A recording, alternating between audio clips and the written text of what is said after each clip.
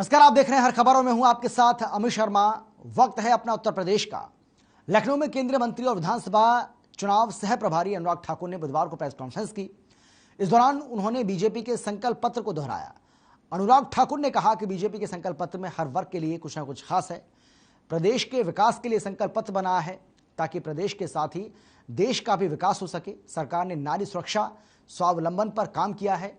BJP सरकार फिर से महिला विकास पर काम करेगी। यूपी में अपराधियों को पनपने नहीं दिया जाएगा। प्रदेश भर में पिंक बूथ बनाए जाएंगे।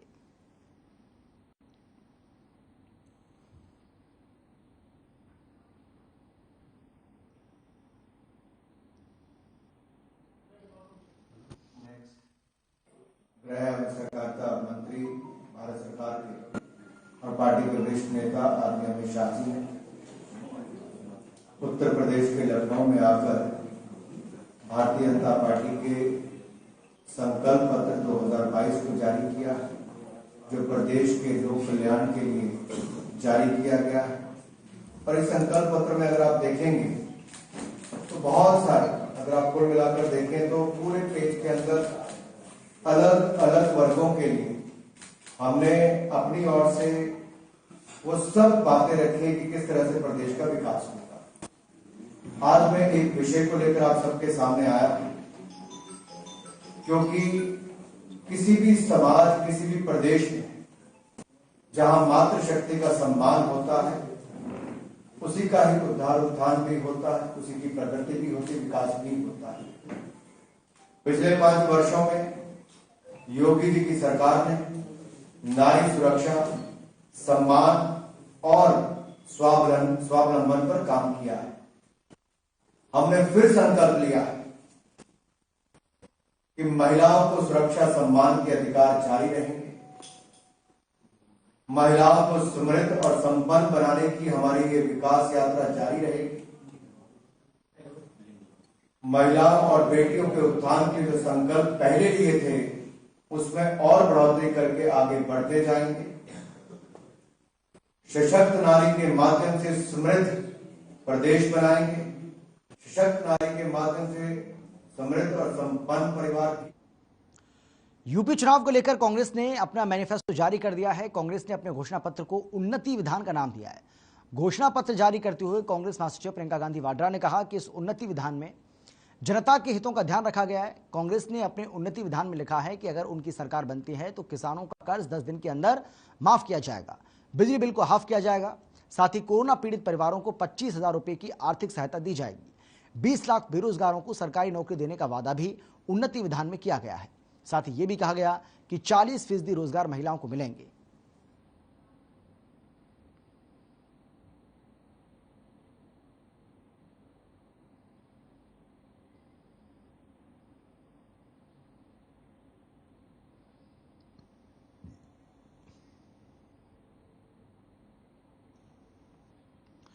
कांग्रेस महासचिव प्रियंका गांधी वाड्रा ने ट्वीट किया। ट्वीट में लिखा कि बीजेपी को अपने घोषणा पत्र का नाम बदलकर धोखा पत्र रखना चाहिए।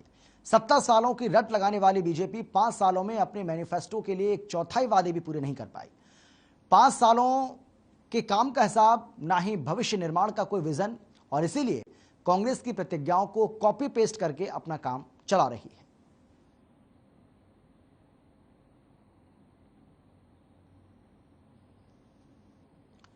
AIMIM के पार्टी प्रमुख ओवैसी ने संभल के, आपको बता दें कि शरायत तरीन इलाके में जनसभा को संबोधित किया, जहां ओवैसी ने सपा बसपा पर निशान साधा। ओवैसी ने सपा बसपा को नागनाथ और सांपनाथ बताते हुए कहा कि ये राजनीति के मदारी हैं। ओवैसी ने कहा कि जब आप वोट डालने के लिए निकलें तो याद रखना, आपके घर के सामने एक तरफ सांपनाथ और दूसरी तरफ नागनाथ बैठा है, और इसीलिए अब नागनाथ और सांपनाथ को हराने के लिए मदारी को जिताएं। ओवैसी ने जनसभा को संबोधित करते हुए कर्नाटक में हिजाब को लेकर भी अपनी बात रखी। उन्होंने बीजेपी पर हमला किया और कहा कि वहां के लोग जो हक की लड़ाई लड़ रहे हैं, हमें उम्मीद है कि उसमें भी कामयाबी जरूर मिलेगी।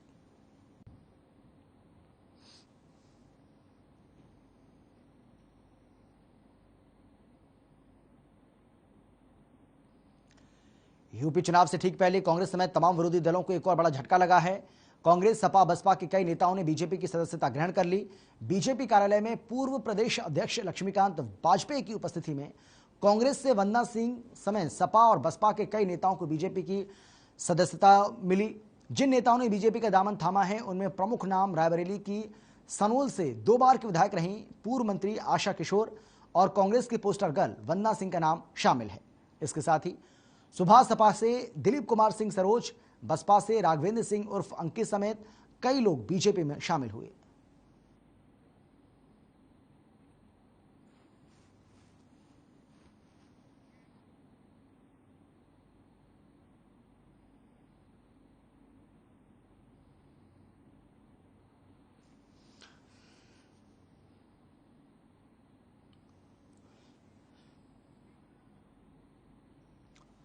तो चुनाव से पहले ये बड़ा झटका यहां पर विरोधी दलों के लिए।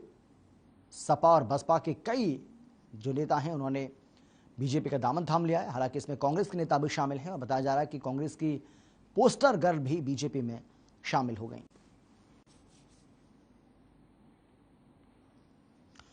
लखनऊ में सरोजिनी नगर से बीजेपी प्रत्याशी राजेश्वर सिंह ने नटकुर ग्राम सभा में आयोजित कार्यक्रम में सपा पर जोरदार हमला बोला। उन्होंने कहा कि समाजवादी पेंशन घोटाला, भर्ती घोटाला, खाद्यान्न घोटाला, लैपटॉप घोटाला, रिवरफ्रंट घोटाला, साइकिल ट्रैक घोटाला सब सपा सरकार में हुआ, जिसके बाद अब वो गरीबों को पेंशन, मुफ्त राशन के वादे कर रहे हैं, लेकिन जनता इन घोटालों को भूली नहीं।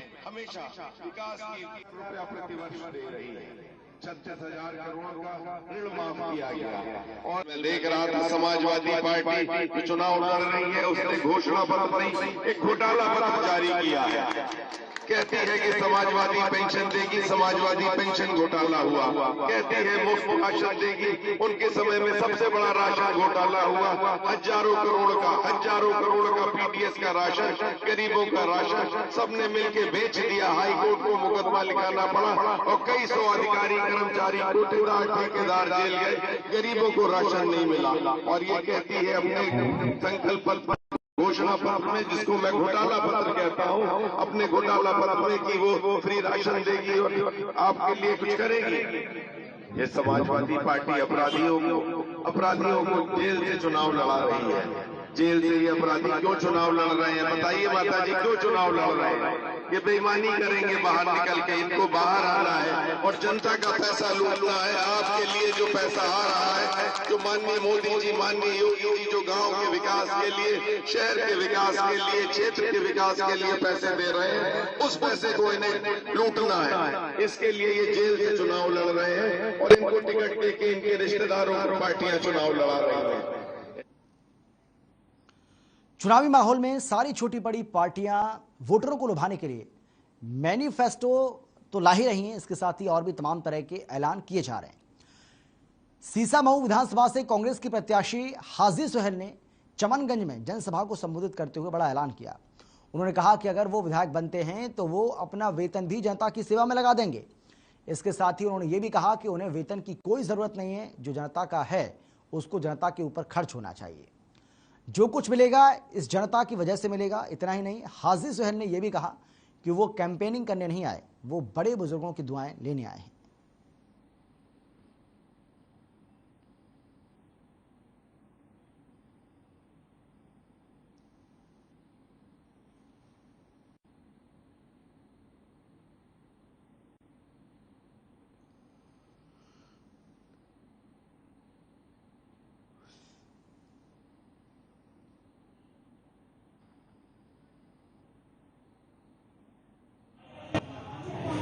हमारी गुजर गई, ये गुजर गई, तो जो स्थितियां बन गई हैं उन स्थितियों को देख कि मेरे यहाँ जो है स्वास्थ्य का काम कैसे होगा, लोगों का इलाज कैसे होगा। कुशीनगर में बसपा प्रत्याशी पवन उपाध्याय ने पटना विधानसभा क्षेत्र से अपना नामांकन पत्र दाखिल किया। पत्रकारों से बातचीत के दौरान उन्होंने कहा कि बेरोजगारी, महंगाई, बंद पड़ी चीनी फैक्ट्री को चलाने की मांग को लेकर वो जनता के बीच पहुंच रहे हैं। सपा प्रत्याशी उदय नारायण गुप्ता ने कहा कि बीजेपी सरकार में भय, भूख और भ्रष्टाचार का बोलबाला है। महंगाई से जनता पूरी तरह से त्रस्त है। सपा शुभा सपा गठबंधन के प्रत्याशी पवन राजभर ने भी अपना नामांकन पत्र दाखिल किया और बीजेपी पर निशाना साधा।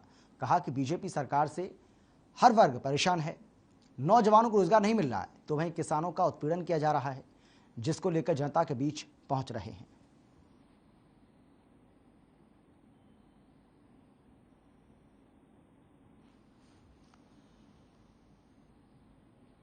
तो बसपा प्रत्याशी की ओर से यहां पर चुनाव प्रचार किया गया है और इस दौरान उन्होंने बीजेपी पर जमकर निशाना साधा।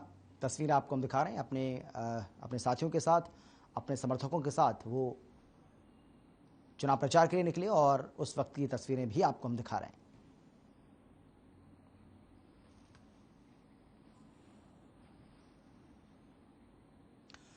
अंबेडकर महासभा के अध्यक्ष डॉक्टर लालजी प्रसाद निर्मल ने प्रेस कॉन्फ्रेंस की, जहां समाजवादी पार्टी के चुनावी घोषणा पत्र पर तंज कसा। उन्होंने कहा कि सपा के घोषणा पत्र से बहुत निराशा हुई। सपा ने अपने मैनिफेस्टो में दलितों को कुछ नहीं दिया। इसके साथ ही उन्होंने मीडिया से बातचीत करते हुए समाजवादी पार्टी के मुखिया अखिलेश यादव से 11 सवाल पूछे।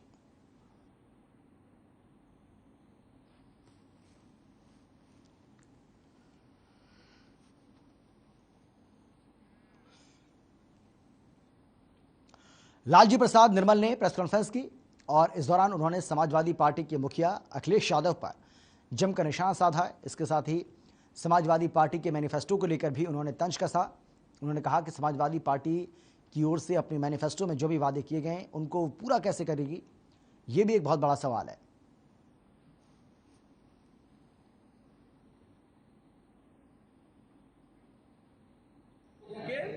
भारतीय जनता पार्टी तो अनुसूचित जातियों के लिए और भी सब लोगों के अध्ययन के लिए, देखिए 2016 में समाजवादी पार्टी ने दलितों की छात्रवृत्ति बंद कर दी थी। अनुसूचित जातियों के छात्रावासों को उन्होंने अन्य लोगों से भी भरने का निर्णय लिया था, लेकिन भारतीय जनता पार्टी ने स्कॉलरशिप प्रारंभ की, उसकी राशि में वृद्धि की और आपने देखा 100% आर्थिकरण करने जा रहे हैं और अनुसूचित जातियों के आर्थिक सशक्तिकरण के लिए जो दलित एजेंडा दिया, दलितों के लिए जो आर्थिक एजेंडा दिया प्रधानमंत्री नरेंद्र मोदी जी ने स्टैंड अप इंडिया के द्वारा, आज 70,000 दलित उद्यमी बन चुके हैं पूरे देश में। और इसलिए मैं कहता हूं कि समाजवादी पार्टी का जो दलित विरोध चरित्र था वह आज भी कायम है। उनके घोषणा पत्र में न तो दलितों का जिक्र है, न डॉक्टर अंबेडकर का जिक्र है और न ही उन्होंने जो पिछले कार्यकाल में दलितों के खिलाफ जो जुल्म किया था, जो जमीन के अधिकार छीने थे, जो डॉक्टर अंबेडकर, कांशीराम और बुद्ध का अपमान किया था, उसके लिए कोई खेद ही व्यक्त किया जा रहा है कि स्कूलों को बंद। लखनऊ के यूपी प्रेस क्लब में वाल्मीकि समाज ने एक प्रेस वार्ता की, जिसमें वाल्मीकि समाज के प्रतिनिधियों ने बीजेपी पर निशाना साधते हुए दलित परिवारों से अपील की है और कहा कि 2022 विधानसभा चुनाव में बीजेपी के खिलाफ जाकर समाजवादी पार्टी को समर्थन करें, क्योंकि बीजेपी सरकार में जो जुल्म अत्याचार दलितों के साथ हुआ, ऐसा किसी भी सरकार ने दलितों के साथ नहीं किया। वहीं सपा का समर्थन करते हुए लोगों से अखिलेश यादव को मुख्यमंत्री बनाने के लिए समाजवादी पार्टी को वोट देने को कहा। सरकार के विरुद्ध जो सरकार को हरा रहा है, समाजवादी पार्टी राष्ट्रीय अध्यक्ष को समर्थन देने के लिए आए। किन मुद्दों पे आप समर्थन दे रहे हैं? कोई मुद्दा। मेरा नाम ध्रुव कुमार कोमल है, मैं वाल्मीकि समाज से हूँ।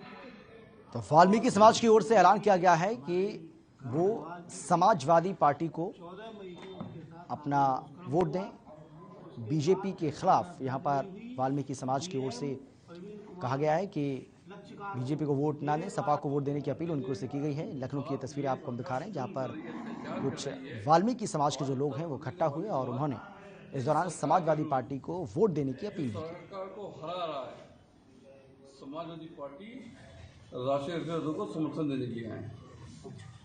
तो आज उत्तर प्रदेश के वाल्मीकि समाज इस सरकार के विरुद्ध जो सरकार को हरा रहा है, समाजवादी पार्टी राष्ट्रीय अध्यक्ष को समर्थन देने के लिए आए। किन मुद्दों पे आप समर्थन दे रहे हैं? कोई मुद्दा, कोई सब नहीं। इस सरकार ने, भारतीय सरकार ने सिर्फ वाल्मीकि समाज को जुर्म और प्रभावित किया है। जो प्रमुख घटनाएं आप लोगों को जानकारी में होगी, जो बड़ी घटनाएं हाथरस की थी, आप हमारे स्वर्गीय मनीषा वाल्मीकि के चाचा जी बैठे, मैं कल उस परिवार में बैठा था जिसकी प्रशासन ने रात में 2 बजे आग लगा दी और उसको चिता गुरु को नाम दिया। और बेटी हमारे ही घर परिवार की थी। 14 मई को उसके साथ सामूहिक दुष्कर्म हुआ। उसके बाद FIR दर्ज नहीं हुई। DM प्रवीण कुमार लक्ष्यकार को मेरे द्वारा ये बताया गया कि ये बात हुई है, लेकिन DM ने कोई संज्ञान नहीं लिया। हमने ज्ञापन दिया और 26 सितंबर को हाथरस के सांसद भी गए थे, लेकिन कुछ नहीं हुआ। और वो लड़की अंततः 29 को जाके दिल्ली के सफदरजंग हॉस्पिटल में एक्सपायर हो गई। और उसके बाद का सारा घटनाक्रम आप लोगों के माध्यम से पूरे देश ने और बल्कि दुनिया ने जाना। सपा ने मुख्य चुनाव आयुक्त भारत निर्वाचन आयोग को पत्र लिखा है। वहीं सपा ने आरोप लगाया है कि सपा को शिकायत मिली है। गाजियाबाद और हापुड़ के पुलिस अधीक्षक सभी पुलिसकर्मियों का आधार कार्ड नंबर लेकर बीजेपी के पक्ष में मतदान करने के लिए दबाव बना रहे हैं।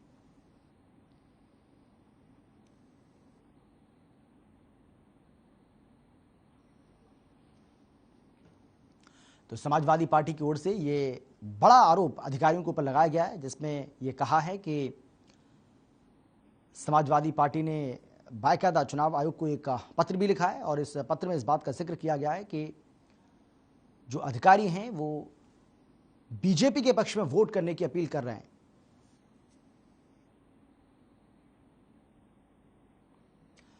खबर लखनऊ से है, जहां समाजवादी कार्यकर्ताओं ने सरेराह बुर्का पहनने महिला के साथ बदसलूकी की है। आपको बता दें कि समाजवादी पार्टी के कार्यकर्ता ने प्रचार के दौरान महिला के बुर्के पर स्टिकर चिपकाया। सपा प्रत्याशी अरमान खान का मुस्लिम महिला प्रचार कर रही थी। लखनऊ पश्चिम से अरमान खान सपा प्रत्याशी हैं, जिसका वीडियो अब सोशल मीडिया पर वायरल हो रहा है। इसे लेकर केंद्रीय मंत्री अनुराग ठाकुर ने भी सपा पर तंज कसा। ट्वीट करके समाजवादी पार्टी को घेरा, लिखा कि यही है लाल टोपी के काले कारनामे, जहां ऐसे मनचले होंगे यूपी क्यों उनके साथ चलेंगे या चलेगा।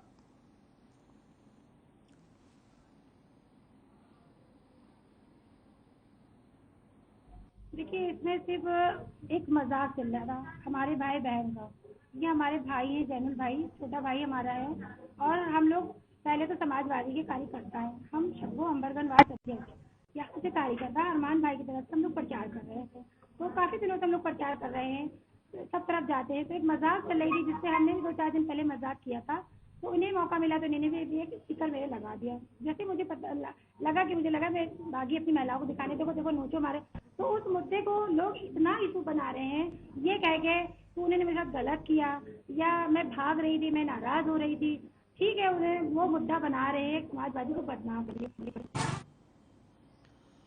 शिया धर्मगुरु मौलाना यासूब अब्बास का कर्नाटक में हिजाब पर छिड़े विवाद को लेकर बड़ा बयान सामने आया। उन्होंने कहा कि जिस तरह एक मुस्लिम बच्ची को भगवा गमछा धारी लड़कों ने घेरने की कोशिश की है और जय श्री राम के नारे लगाए हैं, उस शेर दिल बच्ची को मैं सलाम करता हूं जिसने उन दरिंदों के सामने अल्लाह अकबर का नारा लगाया। मैं कर्नाटक सरकार के साथ साथ कार्यरत सरकार की नीतियों का भी खंडन करता हूं। झांझा में एक बार फिर से उस बच्ची के जज्बे को सलाम करता हूं जिसने बता दिया कि अल्लाह से बड़ी ताकत कोई नहीं है। कर्नाटक में जिस तरीके से हिजाब को लेकर एक विवाद चलता जा रहा है और वहां मुस्लिम बच्ची को जिस तरीके से भगवा गमछाधारियों ने घेरने की कोशिश की है और जय श्री राम के नारे लगाए हैं और उस बच्ची शेर दिल, उस बच्ची को मैं सलाम करता हूं जिसने उस दरिंदों के बीच में अल्लाह अकबर का नारा लगाया। यह सबक और ये दर्स हमें करबला से मिला है और हमें इमाम हुसैन अलैहिस्सलाम की शेर दिल बहन जनाब ज़ैनब से मिला है। उसी से मुतासिर होकर इस बच्ची ने उन गमछाधारियों के ऊपर जिस तरीके से अल्लाह अकबर की सदा बुलंद की, मैं कर्नाटक सरकार की भरपूर तरीके से उनको कंडम करता हूं और कर्नाटक सरकार के साथ साथ मैं कॉलेज के प्रशासन को भी कंडम करता हूं जो इस वक्त मुल्क के अंदर हिंदू और मुसलमान की फजा को खराब करने की कोशिश करता है। लखनऊ के सरोजिनी नगर में दर्दनाक हादसा हो गया। मामला शहर थाना क्षेत्र का है, जहां तेज रफ्तार के चलते एयरपोर्ट रनवे के सामने कानपुर रोड पर अज्ञात वाहन की टक्कर से एक युवक गंभीर रूप से घायल हो गया। सूचना पर पहुंची पुलिस ने घायल को जिला अस्पताल में भर्ती कराया, जहां डॉक्टर्स ने उसे मृत घोषित कर दिया। पुलिस ने मृतक की पहचान उसके पास से मिले आधार कार्ड के अनुसार की। फिलहाल पुलिस ने शव का पंचनामा कर मेडिकल कॉलेज भेज दिया है।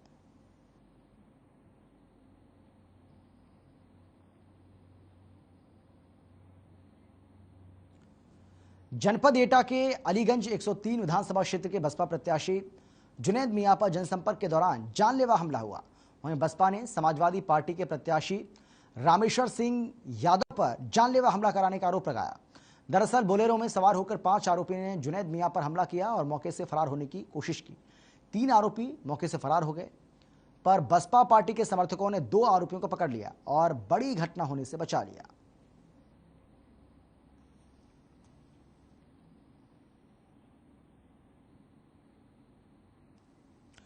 एक तरफ प्रशासन चुनाव की तैयारियों में जुटा हुआ है, तो वहीं दूसरी तरफ अवैध हथियारों से जुड़े मामले लगातार बढ़ते जा रहे हैं। विधानसभा चुनावों से महज कुछ दिन पहले यूपी के बाराबंकी में पुलिस ने अवैध हथियार बनाने की फैक्ट्री का भंडाफोड़ किया, तो वहीं आज हुई बड़ी कार्रवाई में बाराबंकी की टिकैत नगर कोतवाली पुलिस ने 1 दर्जन तमंचे, कारतूस, काफी तादाद में तमंचे बनाने का सामान भी बरामद किया। साथ ही पुलिस ने जिला बदर अपराधी सहित 2 आरोपियों को गिरफ्तार किया है।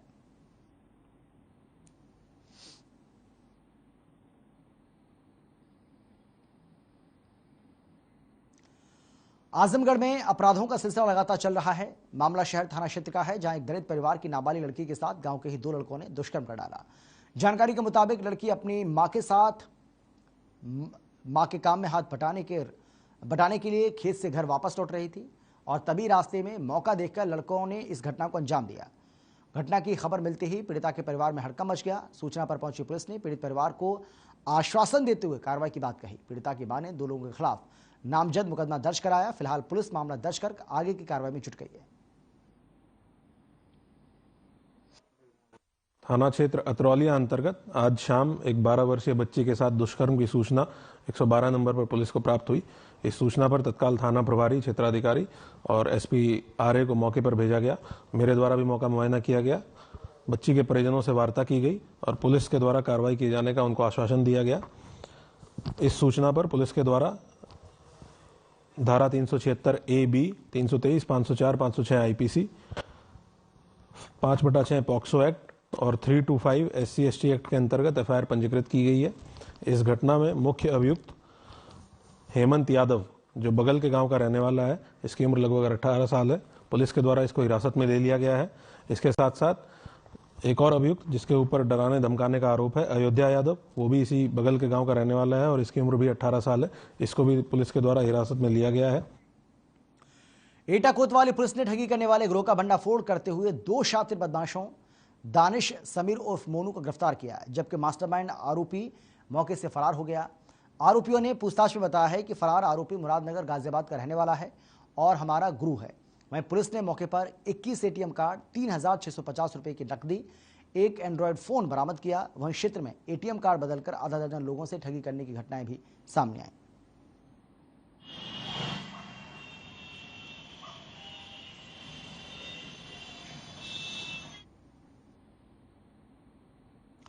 गाजियाबाद नेशनल हाईवे पर तेज रफ्तार से आ रही बस अनियंत्रित होकर जा पलटी, जिससे बस में बैठी 27 सवारियां बच गईं, लेकिन 3 सवारियों को मामूली चोट आई।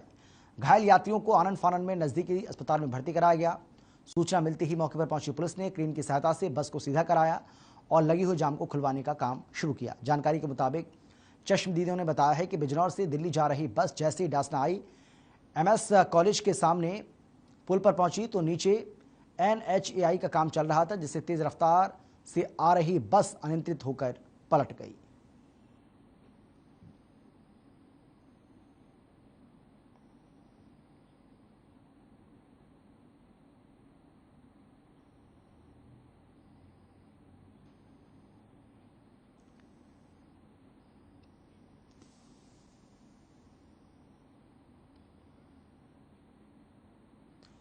और फिलहाल इतना ही। छोटे से ब्रेक के बाद फौरन लौट रहे हैं। आप देखते रहिए हर खबर।